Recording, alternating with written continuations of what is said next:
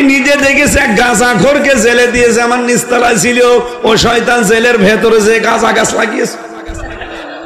জেলার এসে একদিন বলছে, ওই তুই গাঁজার গাছ ভেতরে লাগালি, পেলি কোথায়? স্যার আমি এই যে কোর্টে গিয়েছিলাম মামলার হাজিরা দিতে, আর আমার তো অনেক শুভাকাঙ্ক্ষী বাইরে আছে, তারা আসার সময় একটা টোপলা দিয়েছিল গাঁজার বীজ, ওটা আমি মুখের এই জায়গায় নিয়েছিলাম, মেশিনে ধরা পড়িনি। ভেতরে এসে গাছ আমি এই টপের উপরে লাগিয়েছি, দেখেন 2 মাসে কত বড় হয়েছে। জেলার বলছে, শয়তান তোরে আমি আর কোথায় দেব?